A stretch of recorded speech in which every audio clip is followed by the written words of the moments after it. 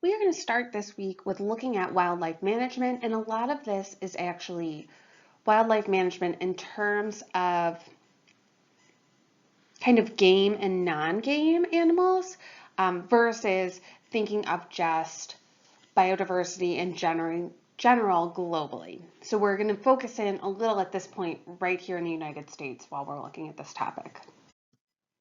So in terms of wildlife, some definitions could be game animals, non-domesticated animals, or all wild plant animals. If we look at hunting, hunting is considered a consumptive use or an extractive use. And so think our hook and bullet group that we talked about last week, and we will talk about them more this week. We have hunting for food, we may have trophy hunting, we could have recreational hunting, and then we can also have non-game animals or non-consumptive use, things like recreational uses of nature or values beyond game.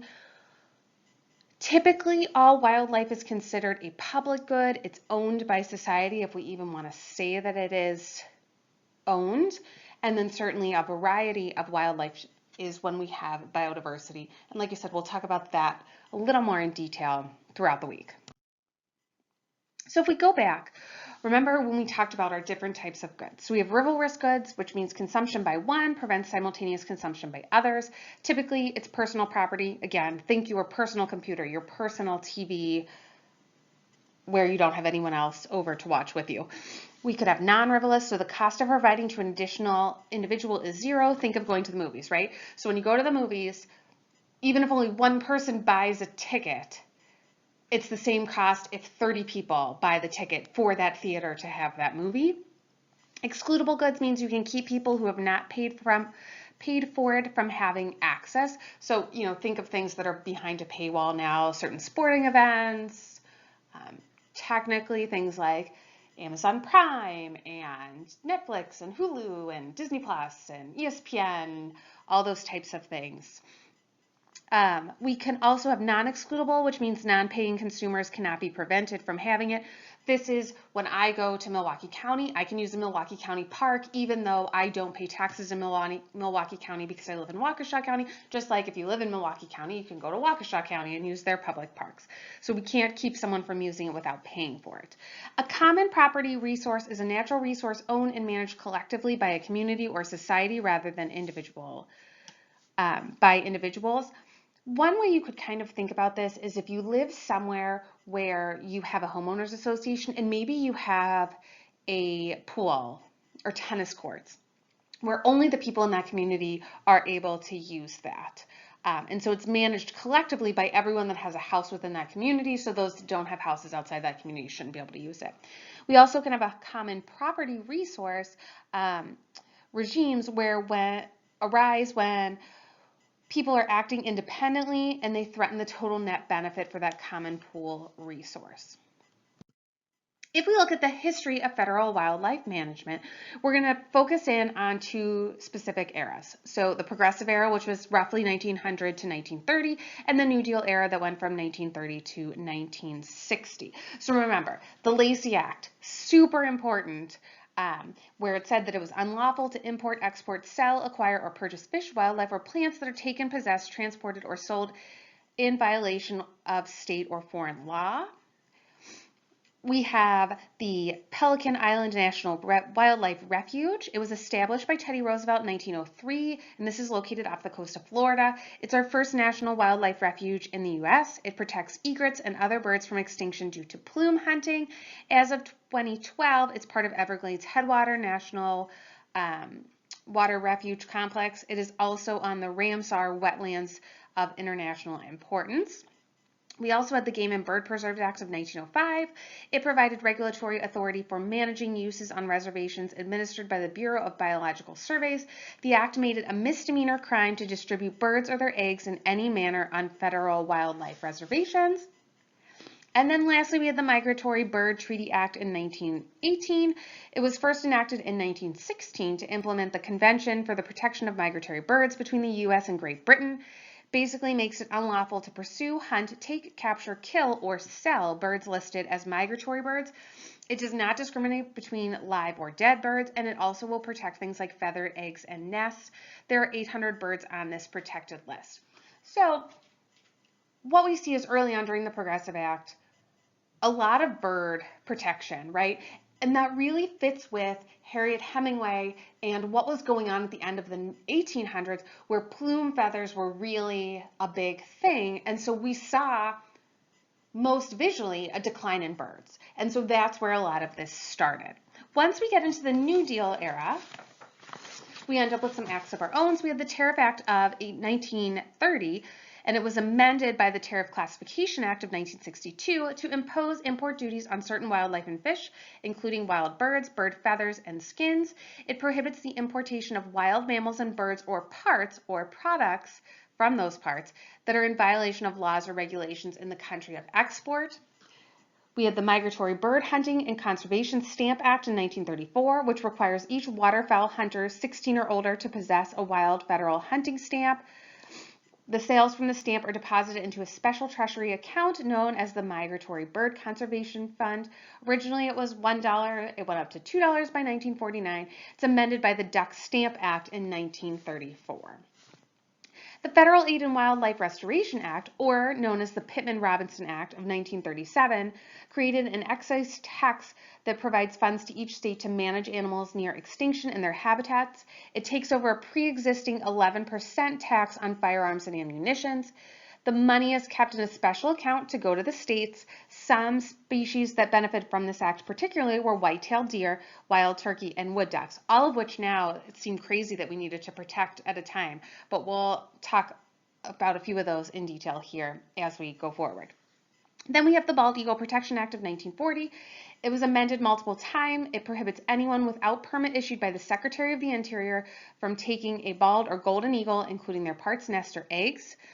The meaning to pursue, shoot at, poison, wound, kill, capture, trap, collect, or disturb, basically agitate or bother, can result in a fine up to $100,000, imprisonment for a year, or both on your first offense. Sometimes you can get one, you might get the other, or you get both. The second time, it is in fact a felony. So again, early on, still seeing that birds are at the top of the list for protection, but it's just kind of going with what we're seeing throughout that time period.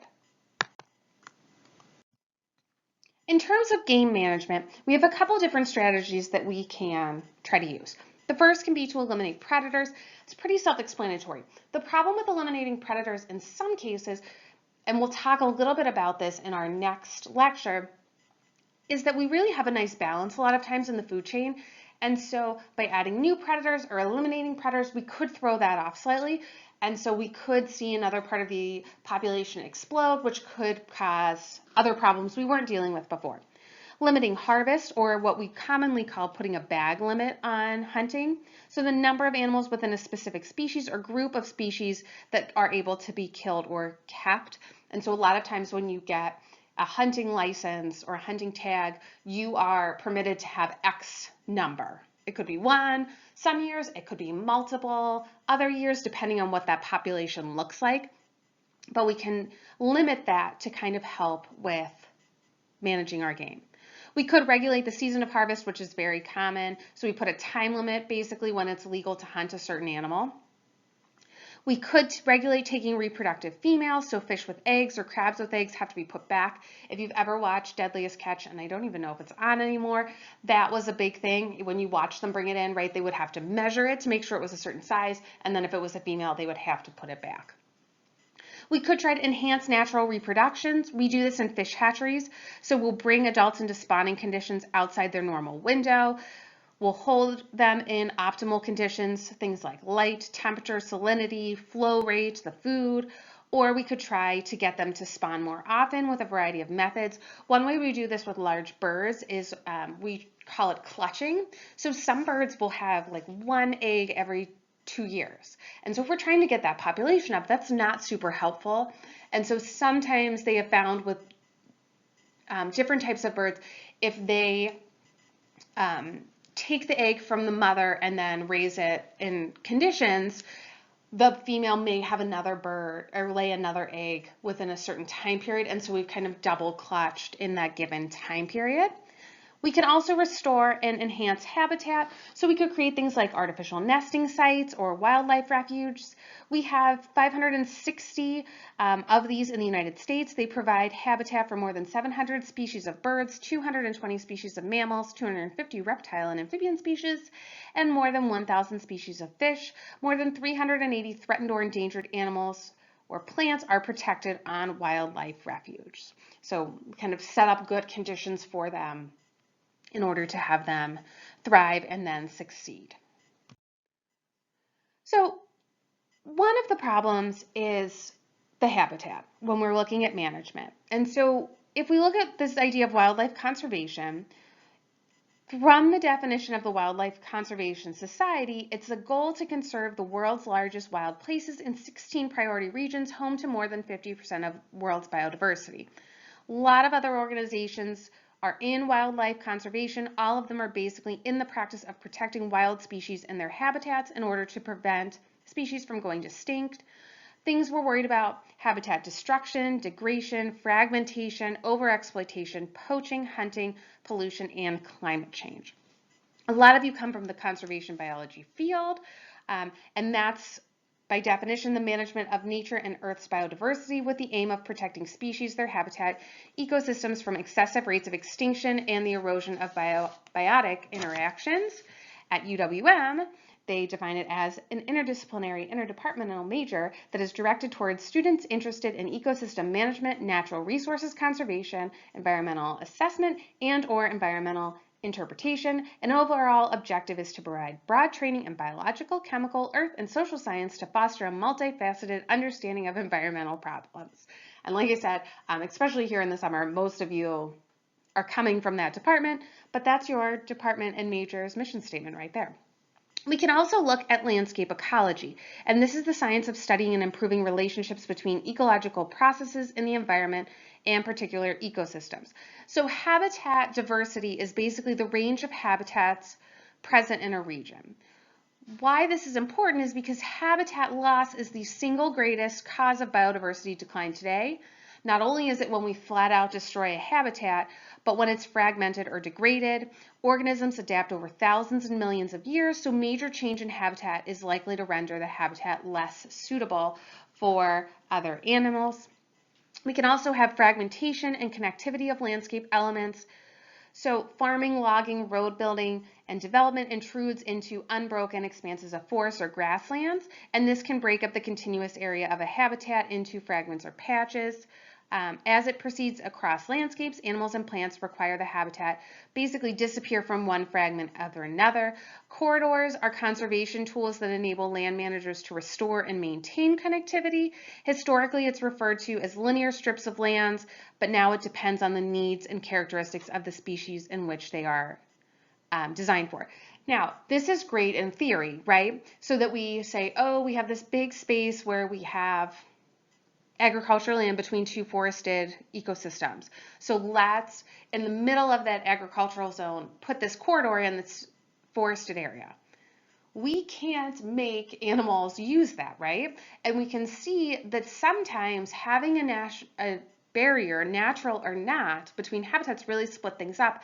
And this goes back to the idea of once we put the railroad in with the bison, we separated them into two herds, and then it became a problem for them. Even though when literally there weren't trains going, they may have been able to cross that area, okay?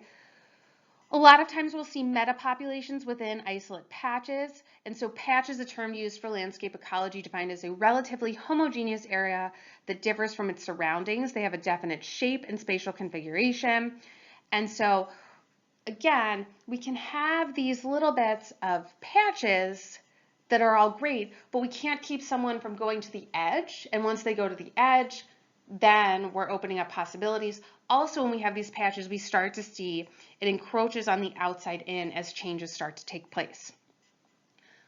We can also practice restoration ecology, which is the practice of renewing and restoring degraded, damaged, or destroyed ecosystems, habitats, and an environment through active human intervention and action. So things like with the panda, where we are going to manually plant more bamboo forests for them or expand their bamboo forest so their range can expand a little bit.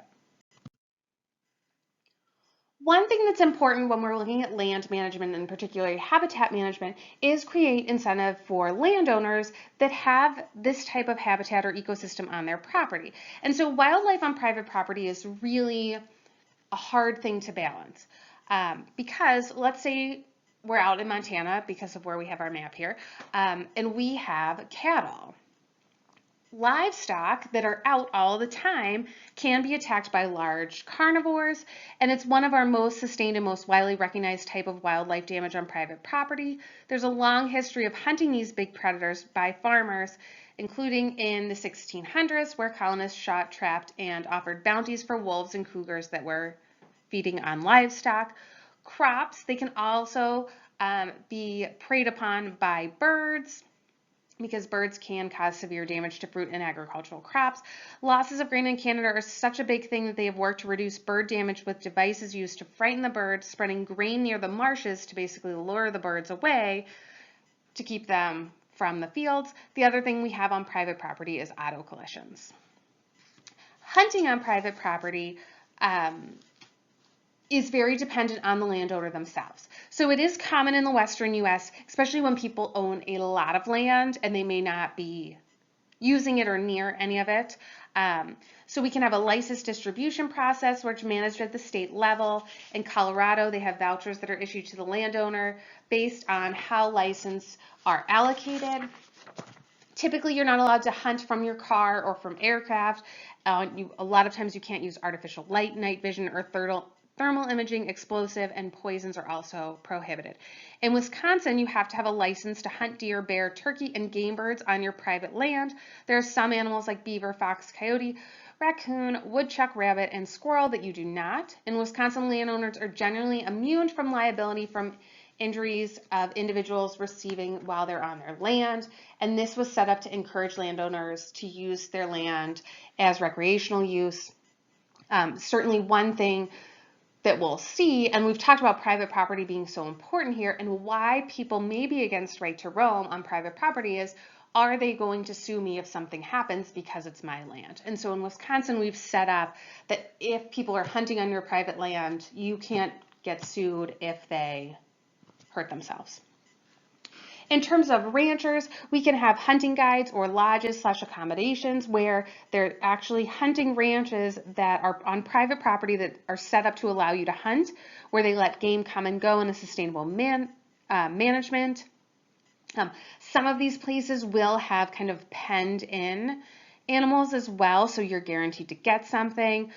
It just depends what type of property you are on. We can have hunting leases, which is an agreement between a private landowner and a hunter, which specifies the terms permitting the sportsman to come and go on the property and hunt. We can have different types: non-fee access, exchange for services, fee hunting. Montana, which is again your image that you have there, uses a block hunting program. It's a cooperative program between private landowners and Fish, Wildlife, and Parks to help landowners manage hunting activities and provides the public with free hunting access on public land and sometimes adjacent to or within isolated public lands. It addresses fall hunting only, spring bear and turkey hunting access. Participation is certainly voluntary. The last thing we can see are transferable elk tags. These are permits or tags that are typically available to landowners, family members, and other designated by the landowner based on the acreage owned. In most cases, the recipient may only hunt on the property for which he or she is registered. Landowners who are absentee owners can greatly benefit from these tags, especially when a property is in a game management area that is hard to drive permits. Different states have varied landowner programs that include what qualifies as a landowner, property qualifications, acreage requirements, species requirements, and other factors. So we do have a couple ways that we can organize with the state help a lot of times how to get hunting on private land. It's not just something you as the private landowner have to set up yourself. There are some guidelines in certain states that are already taken care of. Now, one thing that we will see is the game management, either consumptive or non-consumptive, and we'll talk about that here in a second, what the difference is really a great way to fund conservation programs, especially in individual states. So when you get a hunting or fishing license, you are funding conservation. So according to the Elk Network, hunters generate $796 million through state license and taxes and fees. Wide Open Spaces states that hunting and fishing license make up the largest portion of a sportsman's contributions to the state fish and wildlife agencies.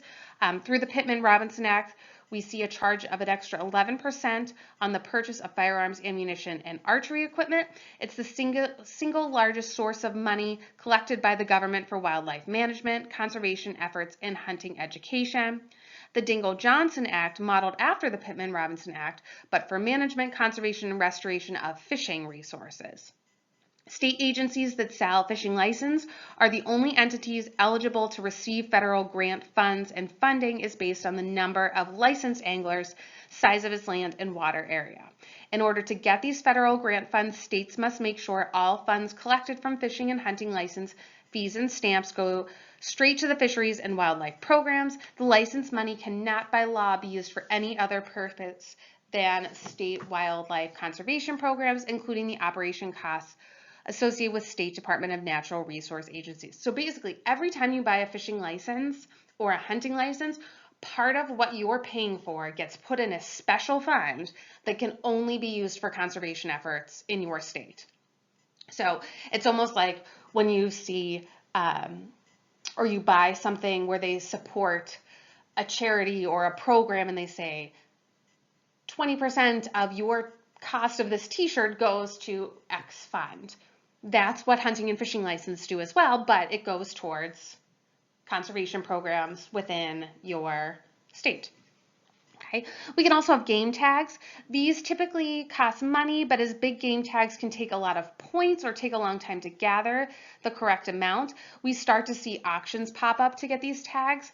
According to GoHunt.com, they've talked about one auction that raised $2.1 million for the hunting permit auction, with 90% of that total going to conservation projects for Antelope Island and 10% going to hosting and putting on the event. So a lot of places for bigger animals. So I believe, I want to say elk in Colorado. I think my husband applies every year. He has to get a certain amount of points. You only get a certain amount of points each year that you get them. Some people start this process and they don't ever want to stop, but they may have decided that they're not interested anymore in actually using their points, so they can auction them off. And when we put on an event like this event that GoHunt.com is talking about, part of that money has to go towards putting on the event, but the rest of it's going to go right into conservation in that state. So we can raise money that way as well. In terms of birds, we have the Federal Migratory Bird Hunting and Conservation Stamp. Federal Duck Stamp puts money directly into a federal conservation program to help waterfowl. 98% of the purchase price goes directly to help acquire and protect wetland habitat and purchase conservation easements for the National Wildlife Refuge System. Refuge System. Too many E's there in my notes. They do not, they do things like purify water, aid in flood control, reduce soil erosion and sedimentation, enhance outdoor recreation facilities. If you purchase a duck stamp, you're getting a free pass into any National Wildlife Refuge that charges an entry fee. You can buy them at many sporting goods stores and other retail locations. They also have a junior duck stamp program that funds environmental education programs in all 50 states, DC, and several territories. Taxes collected to manage resources other than going just directly towards the animals or the birds or the plants may pay wardens, protect the habitat, restore the habitat, have scientific study of a resource. We see that there's a decrease in funding as hunting rates decline. And so this is what we would consider a consumptive use, right? So you plan on consuming nature in some way, whether it's hunting and fishing, so you're going to actually remove fish or an animal from there. Game tags would be consuming an animal from there. Duck stamps, here you're getting into those the refuge area, I'm sorry. So you could think of like taking it in with your eyes maybe to get this kind of idea of consumptive, so you're using it, versus non-consumptive use, which we're going to talk about here on the next slide. These make a little more sense as to not being consumptive. So if you don't like how I'm trying to get you to remember consumptive use, maybe if you think if it's easier for you to remember non-consumptive, then you know everything else is consumptive. So one of the first is the Chickadee Checkoff. It's a line appearing on the Kansas individual income tax form. It's been there since 1980. It provides those in Kansas an opportunity to contribute to wildlife program. It allows for donations to protect species of wildlife not normally hunted. Since 1980, over 4 million have been donated for non-game. We also have wildlife plates, and some of you may have them. States all have different ones, and they support endangered, threatened, and non-game wildlife. For example, in Michigan, you pay $35 with $25 going to the non-game wildlife fund. Wisconsin also donates $25 to the Wisconsin Department of Natural Resources Endangered Resources Fund. It supports the work of the National Heritage Conservation Program to identify, protect, and manage native plants, animals, and Wisconsin's natural communities from common to the critically endangered. And they do cost more. But next time maybe you're renewing your license plates or getting new license plates, you may think and say, well, I know part of that money is going towards conservation, so it's a donation essentially, so maybe then it would make you more likely to do it. We have DNR state park stickers. If we stay within Wisconsin, they're designed by high school students here, and they go on sale for the next year in December. It provides you and your car into 60 state parks, forests, and recreation areas. Stickers cost $28 for residents. Different states use a different fee and time structure. So if you really go to a lot of state parks, $28 is not much. Certainly, if you think about the cost on some state parks, going in each time, like how many visits would it take for that to pay for it in itself? We have bird watching that is a non-consumptive use. So as of right now, there is not a license from the federal government. You do pay to get into the areas if you are going into an area that is a state park. There is suggested support through using the duck stamp program for bird watching. And sometimes we can look at the idea of maybe a throughput tax. So a charge placed on the producer of a good or service to include full cost pricing. And so maybe we have a throughput cost onto binoculars or on bird seed, where some of that may go back into conservation problems or projects, I'm sorry. Okay, so non-consumptive, you don't have to go into nature to do these. I guess maybe that's, well, but bird watching, the first three, you can just, we'll say you can actually just make a payment, right? Without doing anything else. So the Chickadee check off, you basically just check a little box and write a check. Wildlife plates, you go to the DMV and you pay the extra money to get your wildlife plates. DNR stickers, you go and buy one. You don't actually have to ever set foot in a park if you don't want to. Bird watching, you pay to get onto the land. Throughput tax, maybe you're seeing in some of the gear. But you are not actually in any way having to take something from nature like we would see in consumptive use. If we look at NGOs and wildlife conservation, we're going to talk about some of our groups. Some of these you may know of, some of them you may not. I've picked some of the most well-known groups that are currently out there, but there's certainly a lot of them. So you have a lot of options depending on what you would like to support if that's something you want to do. So Ducks Unlimited, and before I start, anytime we talk about a program, I'm sure you realize by now, I tend to look at their mission statement or what their goal is that they state on their website. So that's where a lot of this information is coming from. So Ducks Unlimited, their conservation programs have had a strong biological foundation with science and research needing to address habitat needs of waterfowl. Their projects include restoring grasslands, forests, watersheds, working with landowners, with partners to acquire land, do conservation assessment, management agreements, and geographic information system work to help and protect waterfowl. The Nature Conservancy is a global environment nonprofit working to create a world where people and nature can thrive. It was founded in 1951 with its mission to, quote, conserve the land and waters on which all life depends. It is an international organization that works in 72 countries on 6 different continents.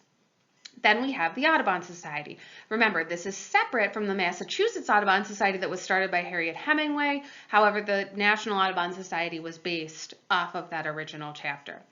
Each state has their own, but there is a national program, and their protecting water bird populations has been part of the Audubon's mission since the official before the official establishment of the National Audubon Society. Again, Massachusetts Audubon Society. They have outrage over the slaughter of millions of water birds, particularly egrets and other waders, for millinery, which is hat making, and remember Harriet Hemingway, important. The Audubon's mission is to conserve and restore natural ecosystems, focusing on birds, other wildlife, and their habitats for the benefit of humanity and Earth's biological diversity. We have the Rocky Mountain Elk Foundation. They believe that hunting is conservation. And as we just said, hunting and fishing license put a ton of money into conservation programs each year. Early American leaders like Teddy Roosevelt shaped a set of ideals known as the North American Model for Wildlife Conservation.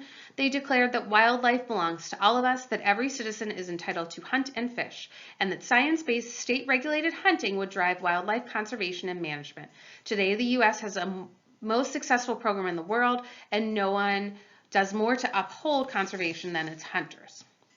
We have the Conservation Fund, which is working with public, private, and nonprofit partners to protect America's legacy of land and water resources through land acquisition, sustainable community and economic development, and leadership training. Emphasizes the integration of economic and environmental goals. And then lastly, we're going to talk about the Natural Wild Turkey Foundation. When the National Wild Turkey Foundation was founded in 1973, there were about 1.3 million wild turkeys in North America. After decades of dedicated work, the number hit a historic high of almost 7 million turkeys, thanks to the tremendous efforts of their dedicated volunteers, professional staff, and committed partners. The mission of the National Wild Turkey Federation is no less urgent today than when it was founded in 1973. What we do in the coming decades will be instrumental to not only enhancing wild turkey populations, but also in the continuation of hunting and quality of wildlife habitat for countless species. Now, it's crazy to think, at least I think, based on how many turkeys you can see in the right season here in Wisconsin, that turkey were ever an issue. Everywhere I've ever lived, except for Phoenix, turkey are just all over the place, it seems like, and you can see them. So the fact that at one point we were concerned about where they were living and how many there were is kind of strange to think about. The image, just in case you're wondering, is the big 6 regions that Turkey Wildlife has created to have a more strategic approach to conservation and delivery, and you can see they're in 6 different colors there. All right, now we're going to talk about some specific animals to close out, and we are going to talk about wild turkey here in our discussion.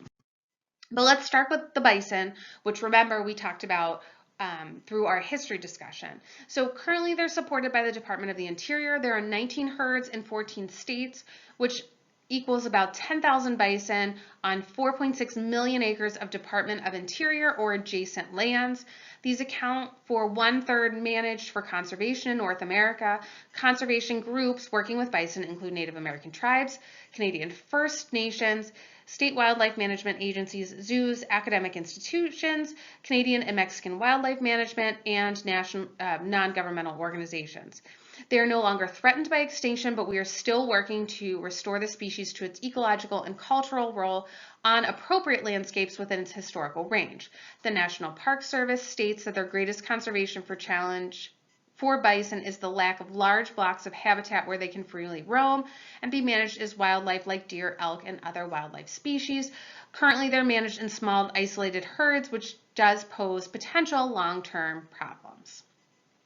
The bald eagle. The American Bird Conservation calls them the, quote, ultimate endangered species act success story. They've been this symbol of our country since 1782, but it was not until the 60s and 70s that they became the star of the environmental movement. Their numbers plummeted due to the effects of DDT. Once DDT was banned, the numbers of all eagles increased, and in 2007 they were removed from the Federal Endangered Species Act.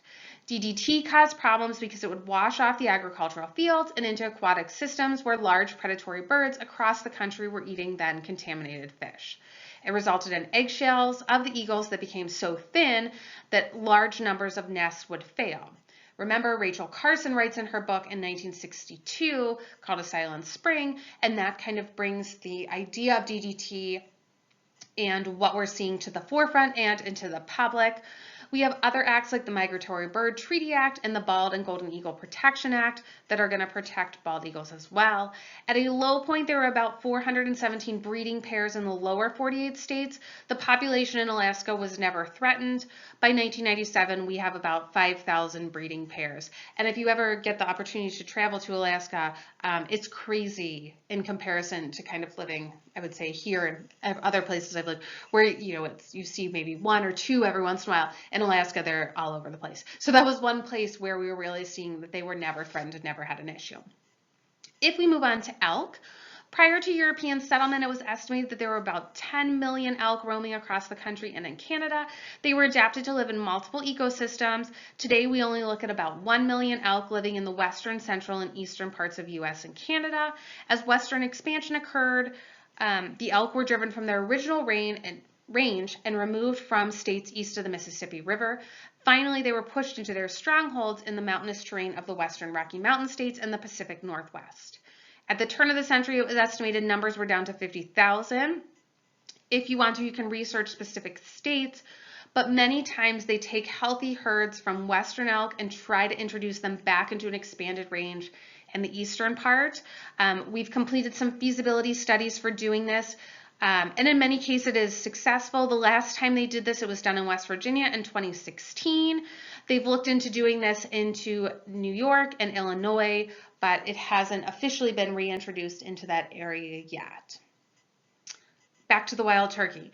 So high numbers originally, but then the numbers dropped to their lowest at the turn of the 19th century, and during the 1930s, they were only found in some of the most inaccessible habitats. Turkeys were an important source of food for the pioneers and were hunted year-round without game laws. In 1626, the Plymouth colony passed the first conservation law limiting the cutting and sale of colonial lumber. Turkeys were losing all of its habitat very quickly as we started to cut down this forested area. After World War II, active restoration program and research efforts by state agencies resulted in the wild turkey in all states except for Alaska. In 1991, there were spring turkey hunting seasons for the first time in every state. On to the black-footed ferret, which is your picture there. So I think they're pretty cute. They have like little masks on, but they are currently still listed as endangered, but their population is on the rise, thought to be about 370 in the wild. It was thought to be extinct until about 1981 when one was found in a Wyoming ranch by a dog. This led to a captive breeding and release program by the U.S. Fish and Wildlife Service to restore the species back into the wild. Their biggest issue is finding sustainable populations and their main food source, which are prairie dogs. Prairie dog colonies across the West have decreased by 95%. So while prairie dogs are not endangered, the other species, this species, is a driver of how well the ferrets will recover. And I believe, and I could be mistaken, but I want to say I've now read it like 3 times, so I am remembering correctly, that Milwaukee County Zoo actually has some black-footed ferrets, and they are doing some restoration there in captive breeding. Don't quote me on it. Next time I go to the zoo when it opens back up, I will make sure I take a picture of the sign. I know they at least talk about them, but I think I'm correct. But don't put money on it, just in case. Okay, going to the Louisiana black bear. By 1980, more than 80% of the Louisiana black bear's habitat had been modified or destroyed, and in 1992, the bear was listed as threatened within its historical range. In 2016, it was removed from the list. Recovery was possible because they had voluntary landowner incentive-based habitat restoration programs, and environmental regulations have stopped the net loss of forested land in the lower Mississippi River area. Wetland reserve programs have also helped. Since 1992, more than 148,000 acres of habitat have permanently been protected or restored through the Wetland Reserve Program, and so currently the number is now estimated to be at 500 to 750 of the Louisiana black bear. Another one that's crazy to think was ever in jeopardy is the Canada goose. Okay, at the turn of the 20th century, Canada geese were thought to be nearing extinction because of unregulated hunting, egg collecting, and habitat destruction. The Migratory Bird Convention Act was thought to help their population recover. Their population is very large. You can see them pretty much everywhere. Remember, they're not especially nice if you get too close to them, and they should never be referred to as Canadian geese. They're not necessarily from Canada. They can be Canadian Canada geese, but Canada goose is their actual name. Okay, and then lastly, we end with the swift fox. It was removed from the Endangered Species Act in 2001, has declined in population due to an increase in agriculture and the disappearance of native prairies. Widespread shooting, trapping, and poisoning campaigns aimed at wolves, coyote, and red fox actually impacted the swift fox as well. Many of these programs started in the 1930s. They were gone from Canada by 1938. They have been reestablished in Alberta and Saskatchewan. Real numbers are unknown still at these points, but it's thought that they are at 40% of their peak number in existence. So what we'll talk about and what will be different in our next lecture, where we talk about managing biodiversity, is we're going to talk about extinction. We're going to talk about habitat loss in general. We're going to look at rates of extinction. We are going to look at the Endangered Species Act. We're going to look at strategies of preventing extinction. We will look at some of the success stories that we've had with the Endangered Species Act. It is one of our longer lectures of the group, so just be prepared. However, we only have 3 this week, so it balances out a little bit as well. All right, so moving on to managing biodiversity and the Endangered Species Act in our next lecture.